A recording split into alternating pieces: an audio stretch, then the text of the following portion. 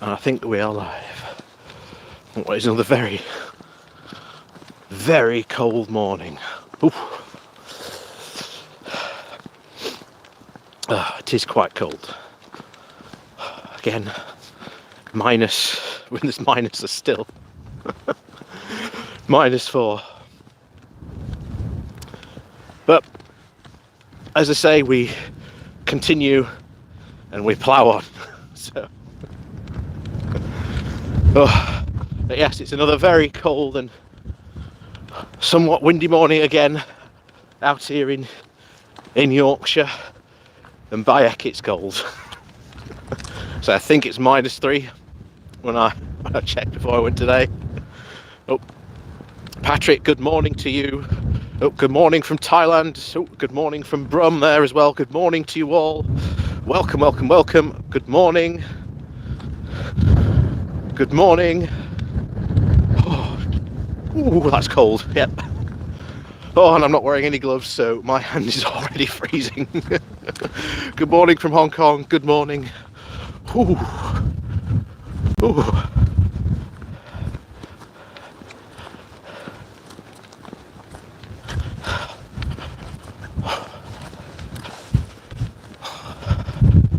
By heck, it's cold. Oh.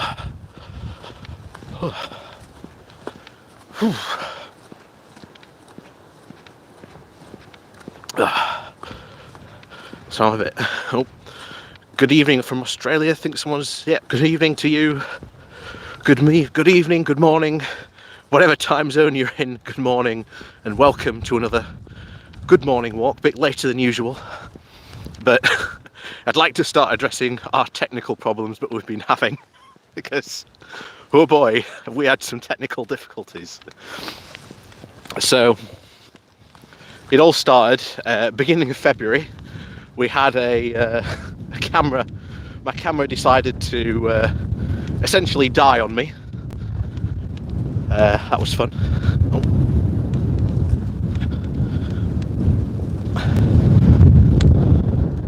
For those of you with the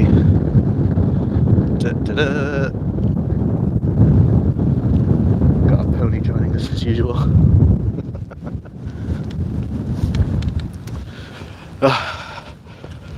But yes, taint half cold.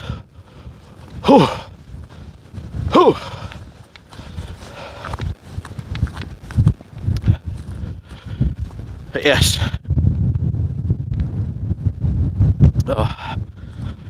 technical difficulties. So my camera decided to die out. Oh, hi from Dublin. And essentially what happened was I decided to, let's not muck about, let's actually get some a good quality camera. So I ordered one, and we'll get to the story of why that's late arriving in a bit as well.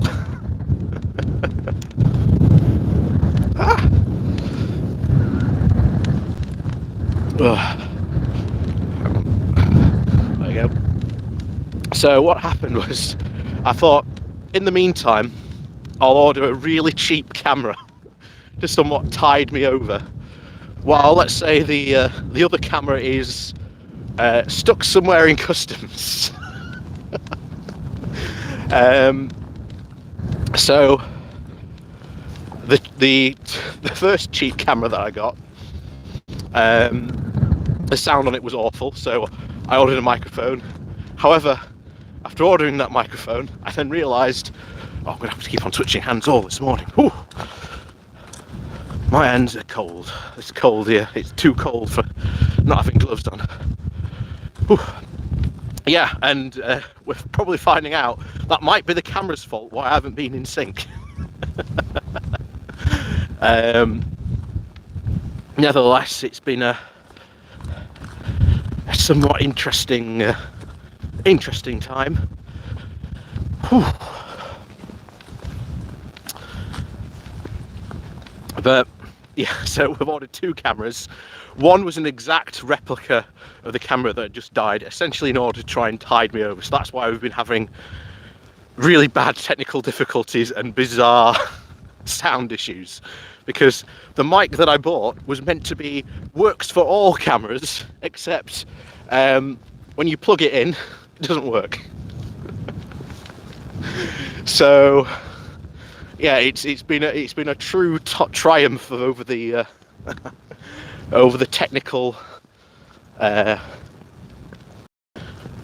over bits and bobs, but nevertheless there is a camera coming. Unfortunately, like I say, it has been stuck at the border. I initially ordered it again at the beginning of February. It was originally coming from a warehouse in the UK, according to Amazon. It got an email saying they're out of those cameras, so they're going to have to get one from another warehouse that was in Europe. So I've also had a lovely letter as well informing me that I might have to pay a customs charge. So God knows how much that customs charge is going to be when it gets here. But hopefully, when we get this new camera, because it is a matter of when, we might be able to. Hopefully, we'll be cooking on gas, as we say, around these parts.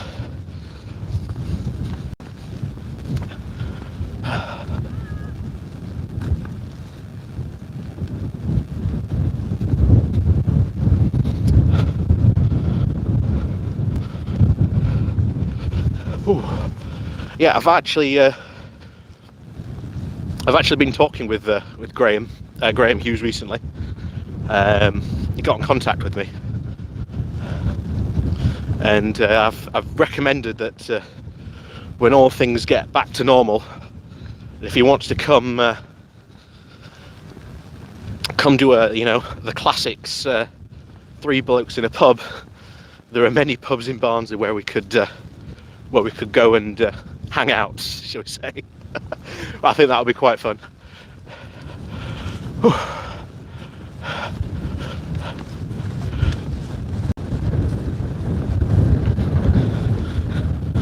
But yes, on to today's topics, and as always, I keep on saying this, I really do.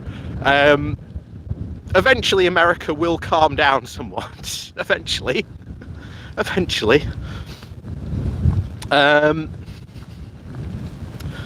But we've had, if you've been watching the Trump impeachment trial, my word,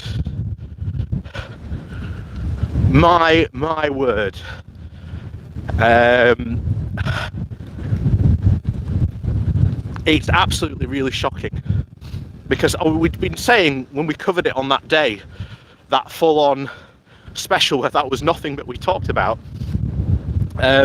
how worse it could have potentially been, and some of that extra security stuff.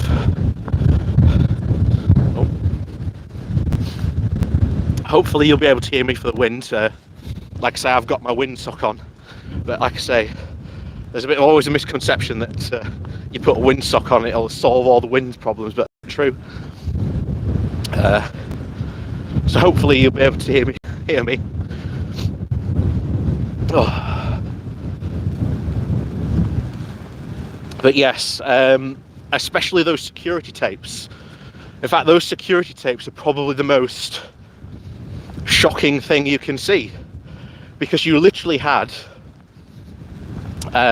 Mike Pence being evacuated along with the nuclear football, which, could you imagine for a second if those protesters had got a hold of Mike Pence, all his family, and the nuclear football? That could have been insane. You also had, I think it was Nancy Pelosi's staffers. You literally saw security of them running and hiding themselves in a barricade behind in a conference room. And literally a few moments later, down protesters down the halls, and there's one guy literally barging into the door, and he opens the first door, sees the second door and leaves it. Which again, probably a really lucky break for those people in that room, because who knows what could have happened. Yeah, it would give you turn to the Super Bowl. Yeah, it really would. It really would. But we saw, essentially from that security footage, just how close those protesters really were to getting all those people.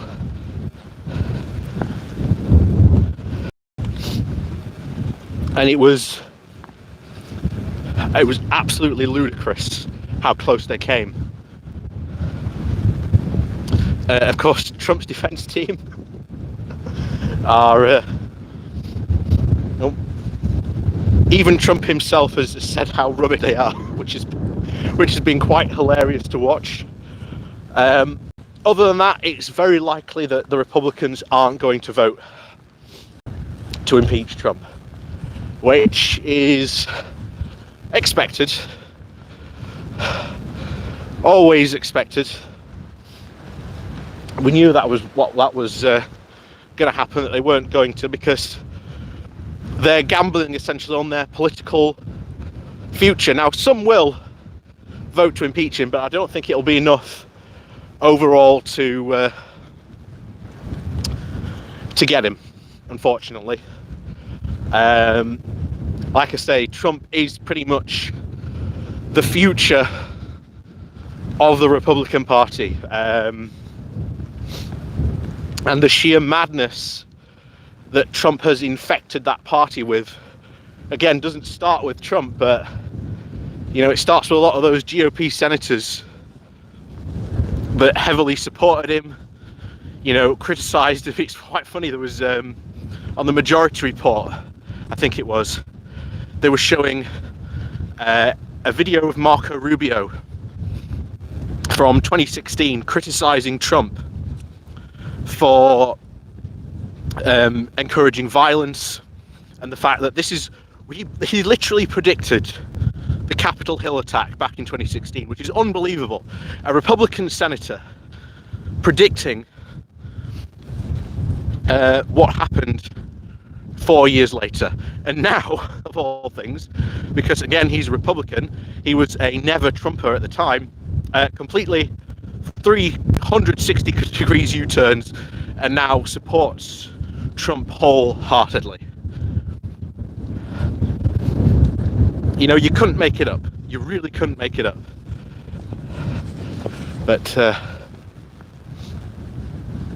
yes, I don't know if you can see the river down here. Of course, we've had a lot of flooding recently. In fact, I don't know if you can tell, this area down here has actually collapsed because of the flooding. All down here. So, but yeah, it's the entire Trump impeachment process this week has just been wild to watch. I mean, I haven't, watched all 4 hours, because that's how long the sessions have been. 4 hours pretty much every day this week. I've moreover watched the highlights, and to be honest, that you really need to watch. And it's been absolutely unbelievable. Absolutely unbelievable. What we've seen. And like I say, there are two options. Trump gets impeached, but he can't run for office ever again, which really he should never, ever be allowed to run for office ever again. That's the least that should be happening to him, but unfortunately not.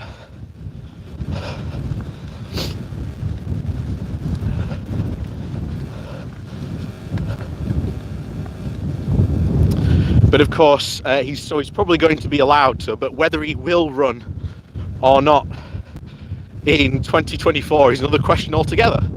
Because there's rumours circulating that Trump will start his own party. And if he does start his own party, then he is going to absolutely 110% split the Republican vote. It's just going to be well and truly split, which is going to cause huge problems for the Republicans if he decides to do that. It's going to be, but we'll have to see what happens. It could be very interesting. Oh, Max is joining us this morning on a nice good morning walk. Good morning to you. I tell you, it ain't half cold. I need some gloves. Oh, a very nice sheepdog. There he is.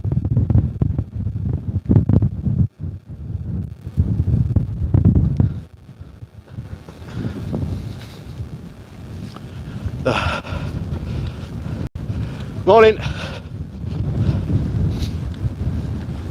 Oh. But yeah, you've got obviously as well Marjorie Taylor Greene. That is Owen's very strong. Like I say, I don't know if I'm coming through clearly enough for you. Hopefully I am.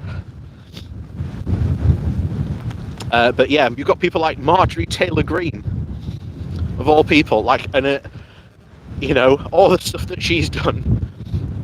Luckily, I think she's been thrown off all her assignments, which is good, because you know she doesn't deserve, to be honest, for the stuff she's said, to be on any of those panels.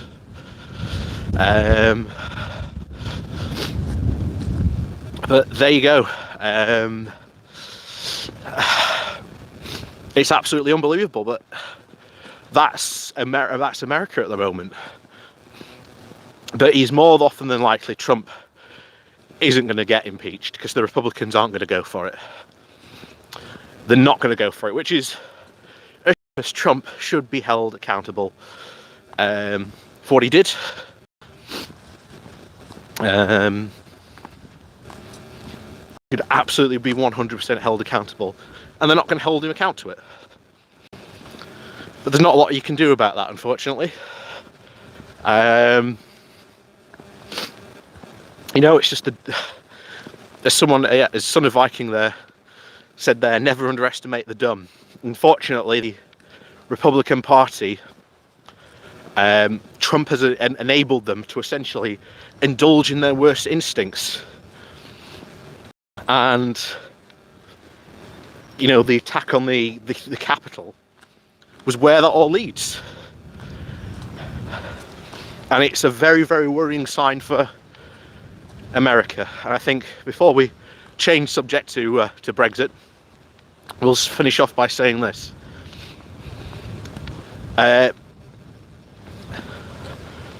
You know, fascism just doesn't appear from nowhere. It can sometimes take a long-rooted seat, as we saw, and history tells us so, and more worrying so is what other people have said, is that they're worried that that Capitol attack is the start of something, not the end of something. I, for one, hope that it is definitely the end of all this madness in America. I hope it is, but I worry it not. So, on to more hopeful topics. Let's talk about fishermen, because I'm sure you've noticed, especially this month, the fishermen have been non-stop in the news recently. Literally non-stop. I think there has been a story about fishing probably so far, I think, a day, every day so far this week.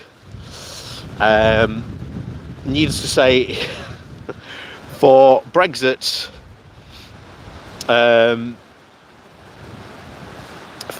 you know, for the fishermen, Brexit is not going well.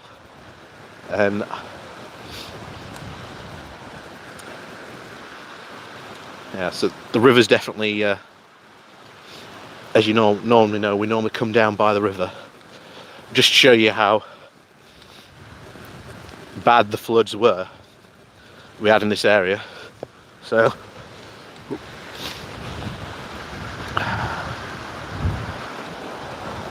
don't know if you can tell here, but normally all this underwater, and you can see all the debris.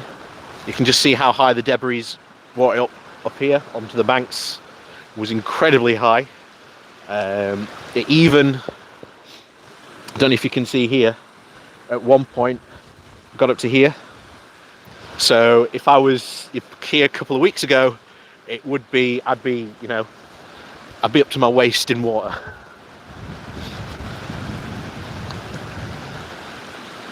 But again, all this here a couple of days ago was completely covered in water. Luckily, it's all receded a bit now. But yeah, it's quite a large area, a bit of flooding. But as we said, back to Brexit. So the fishermen haven't been having a very good time, and I've been hoping that the fishermen would carry on their threats, essentially, to go ahead and dump all their excess all their excess fish that they now can't catch and ship to the EU, because the table is here, and the true irony of this is that 80% of places that caught fish, such as we discussed this week, the Bridlington Shellfish Company, one of the oldest shellfish ports, one of the original shellfish ports, is now going to close because of Brexit, and he specifically closed it because of Brexit. The absolute, well,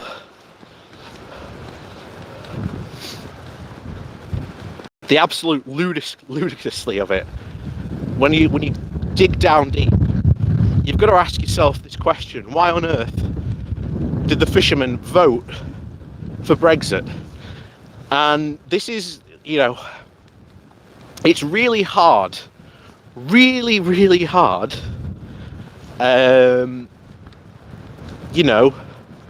not for me to say, we told you so, because as some of you will remember, back in 2016, Farage and indeed Katie led what they called their Leave Armada down the River Thames to protest to leave the EU. And you are right, greed is absolutely part of it. But we've discussed this many times before. Technology, lack of innovation in the British fishing sector, lack of funding in there. Just squeeze through down here. It's also the fact that,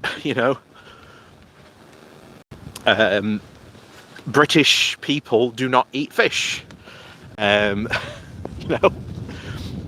So it's pointless that all these extra fish can now be caught, because the place where they would be, well, essentially sold to is Europe, not the UK market, because we don't eat fish. And like I say, the fishing industry itself has so many problems. It's unbelievable. But for some reason, the fishermen don't want to see innovation, shall we say, or accept that there are problems in their industry.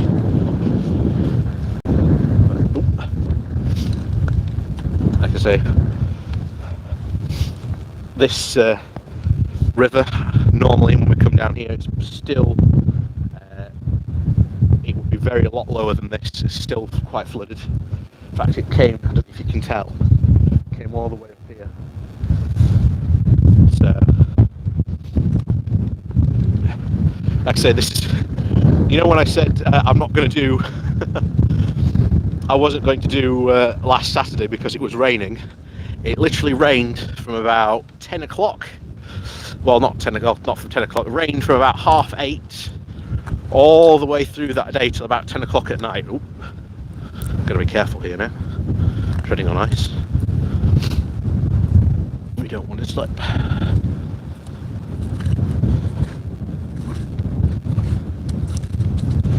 So it's a bit of a hit and miss as to what is sludge and what is ice at the moment. There we go.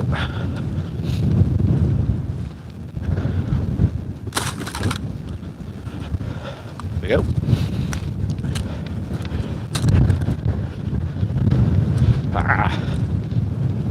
Oh, I need to get some gloves. I really need to get some gloves because that's why I'm changing hands so much. Because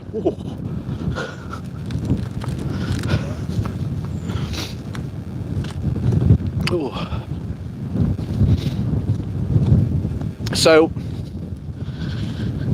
you know, it's really shocking when you get down to these depths of how they haven't and why they were conned. It's practically because no one paid attention to them, and that's really the true unfortunate state. The fishing industry was essentially abandoned by all the main political parties, and essentially the only man who listened to them, unfortunately, was Nigel Farage. And you know,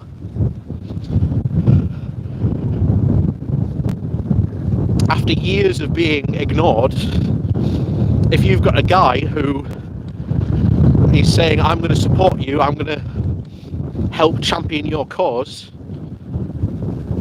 you know, they had no one else to turn to. So in a way, this is our fault as well, because we needed to pay heed to the concerns of these fishermen, and we didn't. And of course, you know, it goes to show you, in November and December of this year, lots of Brexiteers and Brexit supporters on Twitter talk non-stop about fishing. Non-stop. Oh, just had a donation. Get a good cup of tea, mate. Thank you, I will do. Ikuma, I think that was the name. Don't worry, I will be when I get home. But yes, and like I say, it is our fault that we didn't listen to these guys. You know, and we didn't do more stuff to help them, because we could have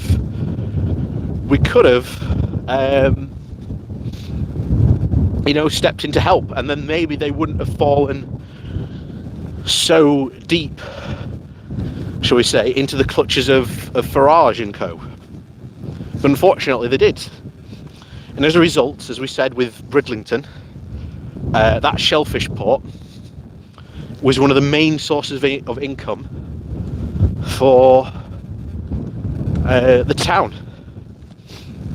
And now with that gone, that raises all sorts of economic questions as to how, you know, that's going to affect that town now. And, you know, I keep on saying it, but this year for a lot of people is going to be really, really bad. Really bad. Oh, can we make it through here? I don't think we can. Oh no, can we? Oh, no, I think we'll be able to squeeze past the ponies.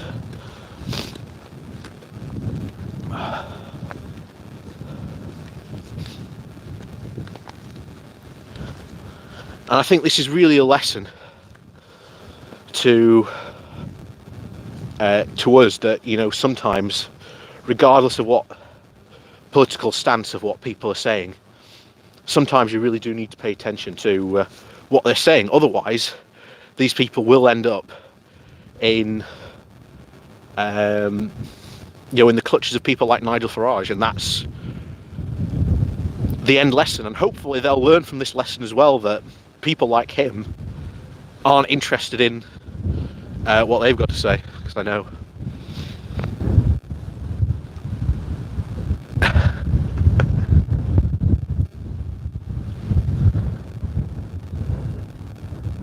Because I know some of you come for the ponies. Yes, it is, David. You know, they were used. They were used as a political tool by Nigel Farage. Oh, this is going that way now. That goes out the window. Are you going to move? No.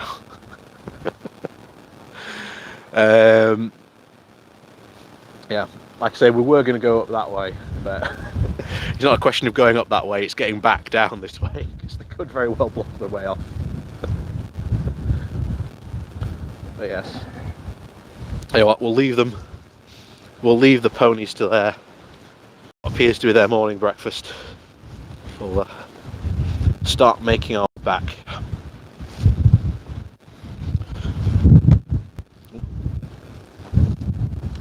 So the question we have to ask ourselves is now, how can we help these fishermen?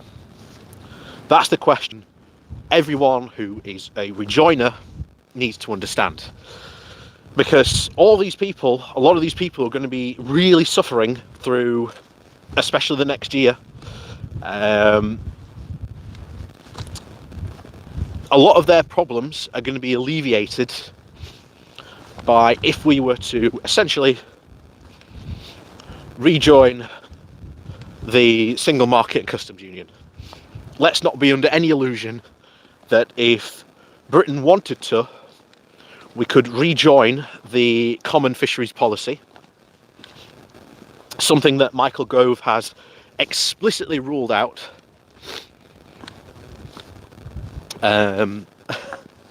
which is again very depressing. Oh, is that the heron?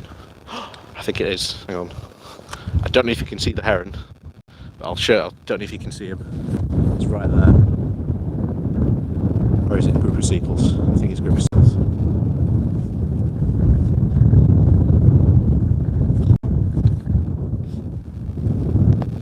Yeah, I think it's a group of seagulls. False alarm there. Tell you what, I've been trying to get a photograph of that heron for about a year, and every single time it eludes me. I've got a picture of the fox that walks around on these fields, but I haven't yet got the picture of the heron that hangs around here. He keeps on eluding me and flying away, and he's different spots every time. He's never the same spot. But yeah, we've got to think of how we can help these fishermen, and we've got to help them understand that, first of all, their problems, and they've got to come to the understanding that their problems were once again never caused by the EU. They've been caused by essential industrialisation. Like I say, many of these small boat fishermen were always essentially outclassed by the much larger trawlers. The majority of fishing boats in the UK, that are the majority of people who complain about Brexit, all their boats are under 10 metres, which counts as small vessels. And because of this, you know, those larger trawlers can do in a day what these small boats can do in about a month. So there does need to be an estimate of conservation brought into this.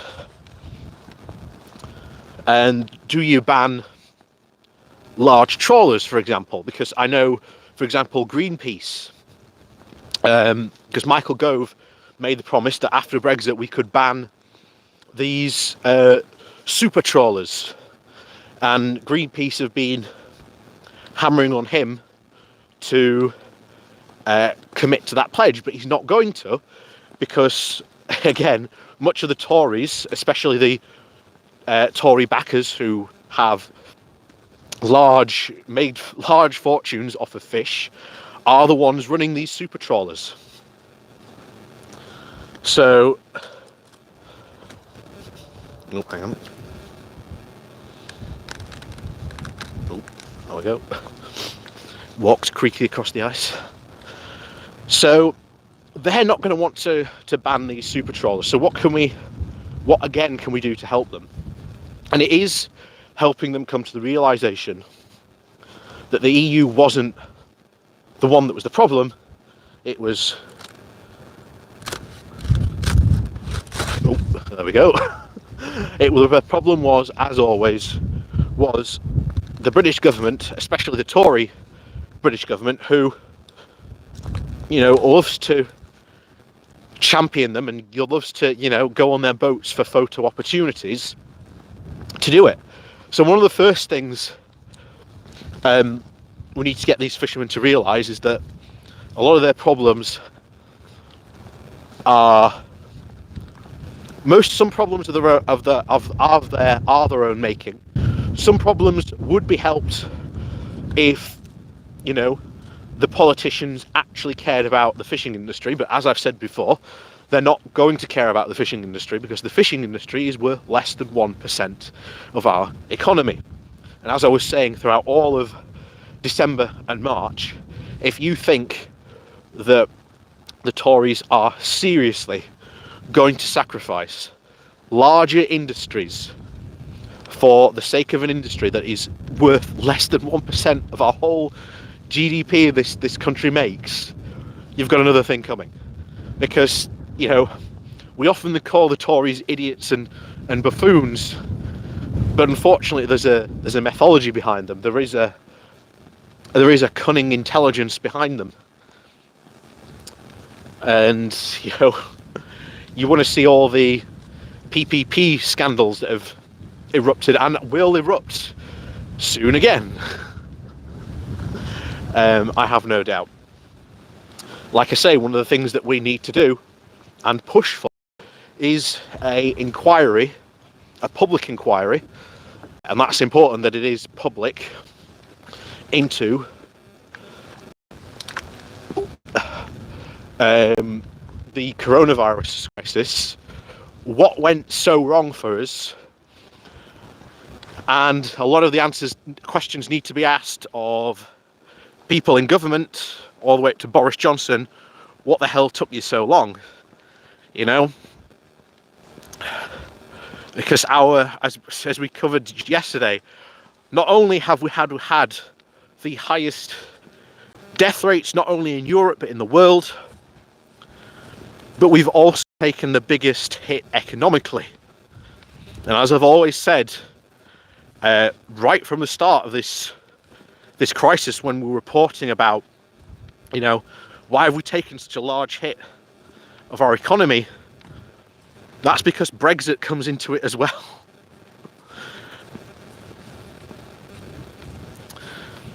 And yes, it is going to be hard, Yukima. It is hard to convince people when they've made a mistake. But there is never, ever a better time to start trying to gain some reproach for these people. And the thing is, I don't have a big enough channel to be able to facilitate some of this. What we generally need is we need someone like Graham Hughes or Femi, even though I know lots of people have very different takes on Femi, I understand.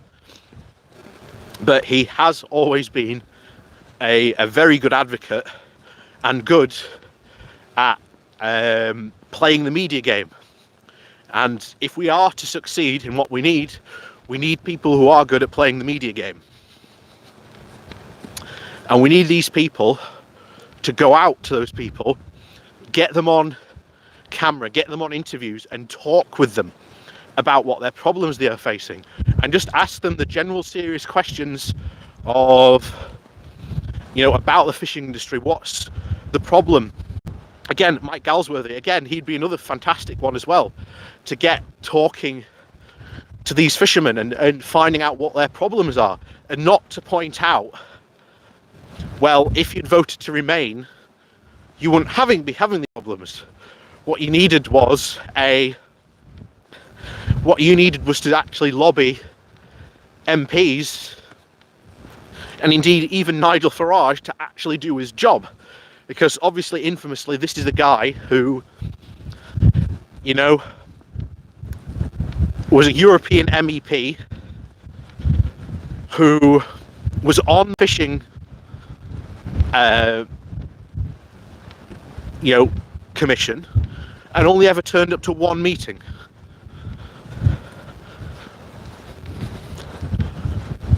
And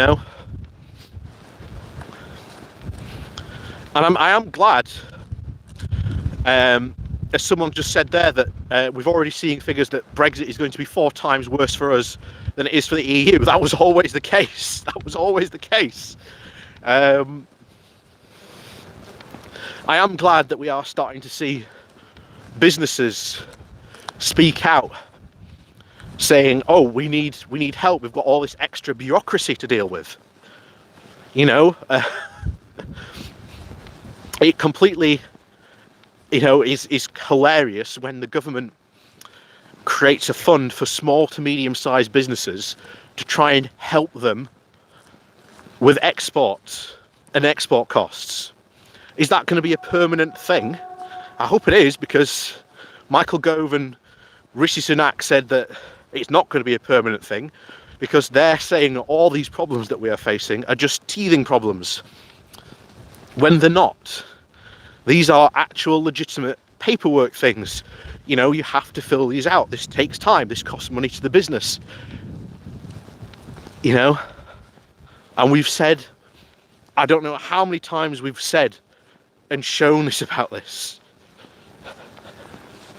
But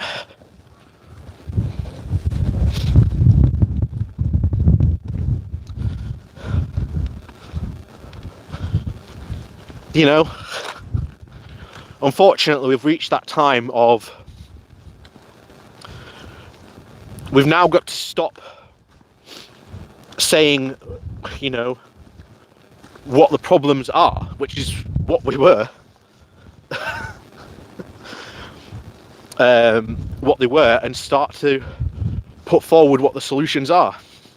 And the solutions are rejoining the European Union, albeit probably very slowly.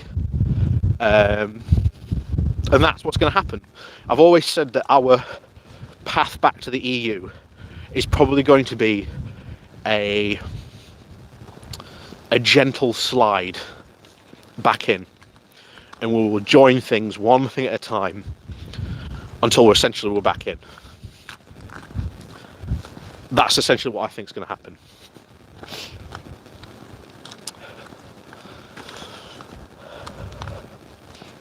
Do I think it's going to take some time? I think it's going to take some time. I've seen someone in the chat there say 10 years. I think they're right. But especially under this Tory government at the moment, no way are they going to go make any type of serious concessions to the EU.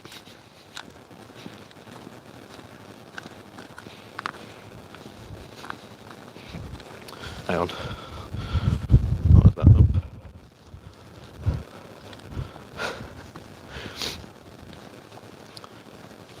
Yeah, I wouldn't be so sure about us not rejoining, because there is, there's a large market and businesses will want to sell into that market. So even though many are now, we're not going to sell to you anymore because we've got this massive market of over 50 billion people to sell to in the EU, if we want to rejoin, all the businesses would suddenly say, yeah, it's fine. We've got no problem letting them back in, And absolutely there would be caveats. I think we'd have to join the Euro as well. I think we'd have to join Schengen, and that would be fine. I've got no problems joining that. It's just convincing people that, these are things that we need to rejoin, and that these will be a boon for us.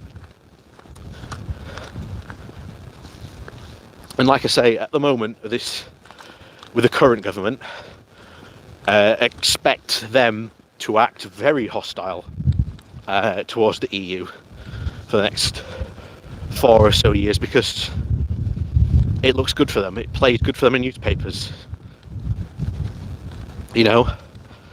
If if Boris has to go back to the EU,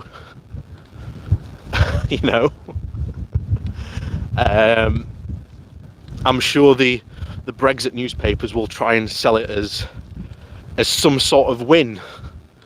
You know, Boris, you know, makes them back down when, hold on for a second, Boris had been saying for years, well, since he became Prime Minister, since 2019, that he had this perfect deal. And we've been seeing them cry, especially this week, about the Northern Ireland Protocol. And, you know, it wasn't that long ago before they were saying that this was fine, this deal was fine, this will work. And the thing is, as we've said all along, somewhere there's got to be a border.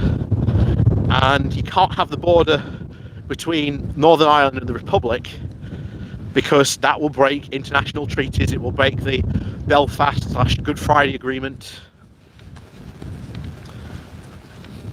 So it's got to be in the sea, you know. And here's the thing: if you know, pursuing their perfect Brexit,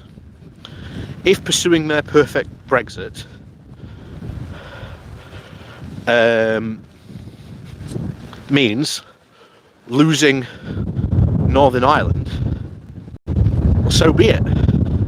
The Conservatives will gladly hand over Northern Ireland because it means they get Brexit. You know,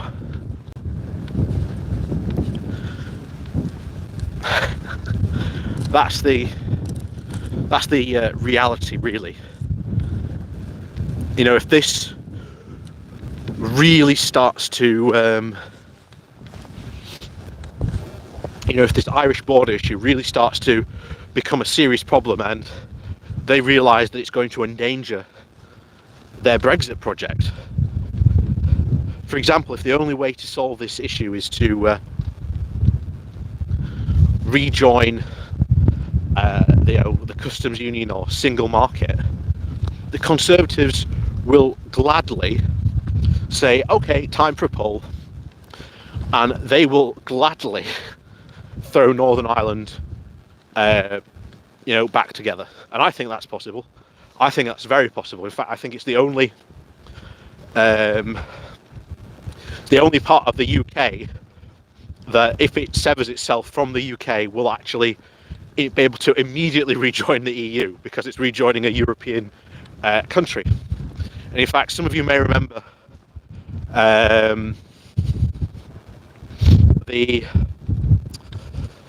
what was it now? We went over the perspective from a guy from the Irish Times who was saying he thinks a poll could happen within the year.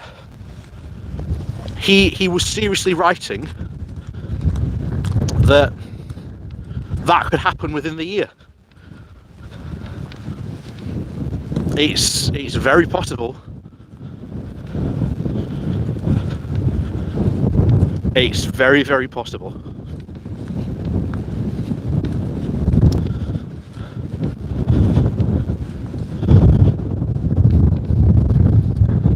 So,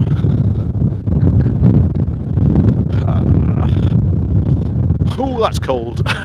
Oh, oh, oh, oh,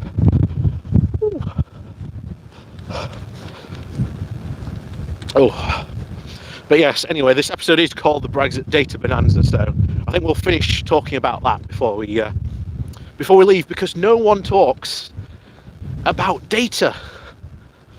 And this is easily probably one of the big disasters that's going to creep up on a lot of businesses, because currently, as with physical trade, there is an exemption to current digital trade. And the digital trade is things like, are you providing a service to someone digitally? Are you maybe providing them with like a platform that they use? This also includes, by the way, Microsoft Office, Google.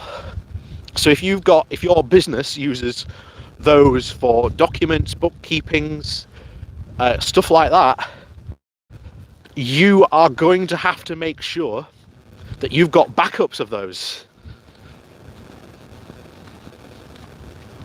You've got to make sure, because what we've talked about before is there will be a digital firewall put up. Someone just said there of the what about EU trying to acquire the UK financial sector? They've already done it. If you haven't heard, Amsterdam overtook London for the very first time in commodities trading. Yeah. Whoops. And when that digital border, because this is what it is, it's a digital border, will go up, that is going to shock so many businesses, because they are not prepared. There's so many businesses that are not prepared for this digital essential data embargo, because you've got to prove that your data and your server is in the is in the UK or in the EU. And the problem is, many businesses use servers or services or provide services, and their servers are in Ireland. Google servers are in somewhere near Dublin, I think. Amazon servers are in Dublin. Microsoft servers, I think, are in I'm not sure if they're in Ireland. They might be in France,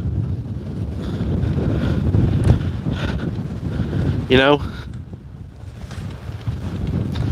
So there is a huge problem. And like I say, I've said this before. I've got a friend who's a digital lawyer, and he talks about this stuff a lot. That if you're not prepared, you could go into work one morning and suddenly find that you can't access all your data that you keep on your Google Drive, or if you use Office 365, all of a sudden you can't access it, and virtually no one is talking about it. That's what's shocking. And like I say, I keep on saying I want to try and do an interview with him on the channel, but he's just getting around to do it. And like I say, he's a very busy person, especially at the moment, because like I say, there are a lot of businesses out there that are not prepared for all of a sudden all their data and their data transferring between Europe, and the EU to suddenly just disappear. You know, some are going to be fine because they've got contracts, and that contract is going to sort of save them. However, at the end of that contract, they're then going to have to find servers in the UK. And one of the big problems with the UK is that we are behind on our digital infrastructure. So because we have no digital infrastructure, this is going to cause a massive problem, and trying to acquire servers of the size needed to support some of the stuff. You might be fine if you're if you use Microsoft or the Google products, but if you provide a service or use a service, you are going to be in a huge problem come, I think it is May, I think it is April, might be May, April time. I think it is. That could cause, yeah, that could cause huge problems. So it's going to be, it's not going to be good. It is not going to be good at all.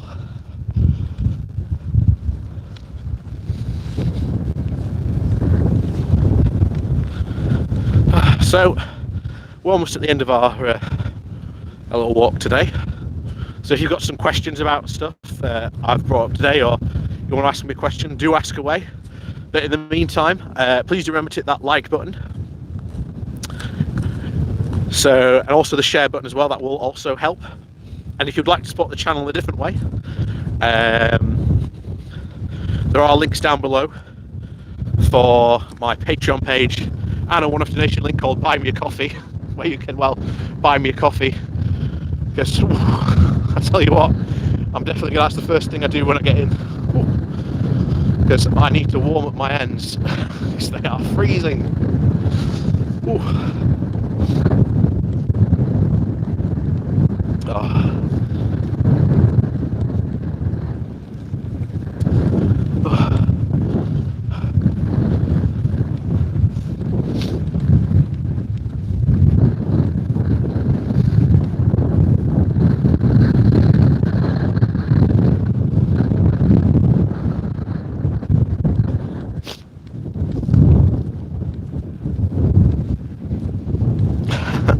Who's the person who keeps on saying that Italy is going to be the next one to leave the EU?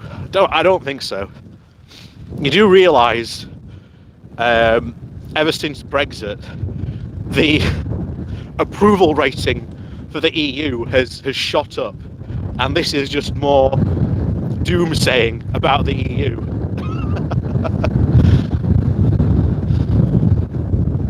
Oh, thank you very much, Chris Ryan. Get a pastry with that coffee. I will do. Whew. Tell you what, it's absolutely cold today. Whew. I've been hoping it would snow, because when it's snowing out here, it's absolutely wonderful to see. It's a very nice sight, just all just white as far as the eye can see. And like I say, when you're first down here in the morning, it's a wonderful thing to be trudging through crisp snow. Oh.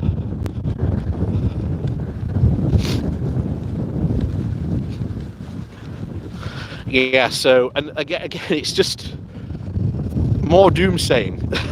It's just more doomsaying. And packed tissues, yes. That's the problem when it's like this, like my nose just starts to run, so.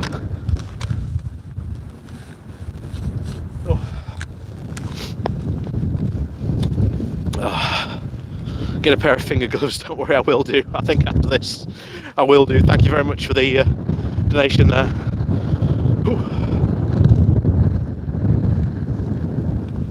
Oh. Yeah, the ponies have done a runner. I don't know if you can see them in the background there.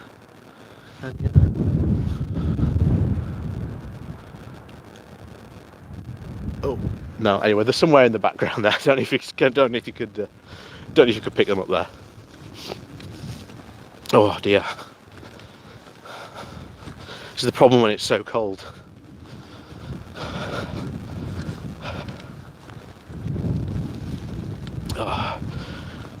Oh. And like I say, we've had other fun and games today as well with workmen.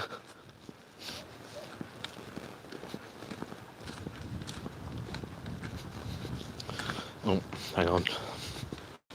I'm probably about to get bombarded by messages because my friend's just messaging me my D&D group. Are they ready today? We had our first in-character death. We fought a Medusa and a Gorgon, not a Gorgon, a Medusa and a Hydra at the same time with a load of snakes. And the barbarian died, unfortunately.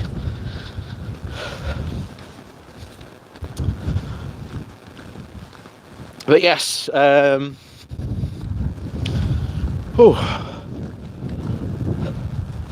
well, hopefully, like I say, fingers crossed.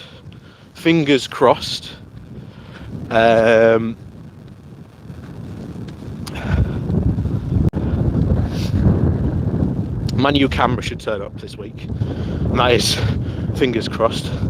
So hopefully, if we do, we should be able to have a massive improvement on the video quality.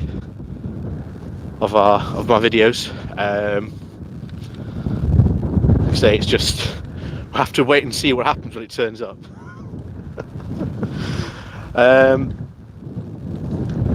But other than that, thank you everyone as always for joining me on this fantastic morning walk.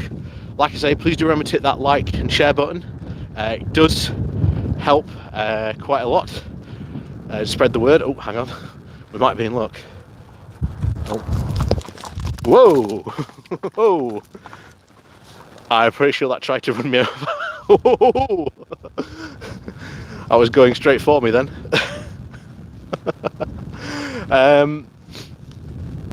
Yes, enjoy the weekend. Enjoy. Oh no, it's not. I thought I was galloping back up then.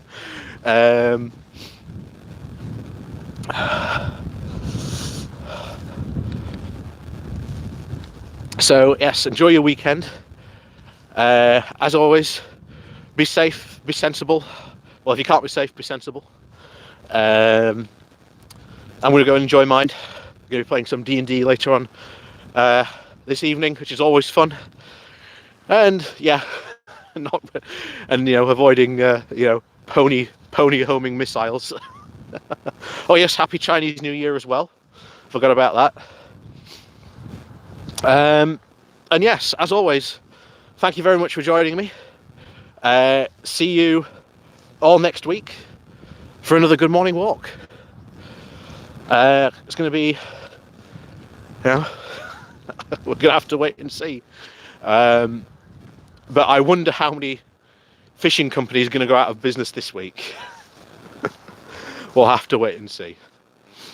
But anyway, have an absolutely fantastic weekend, and we'll see you all very soon on another good morning walk.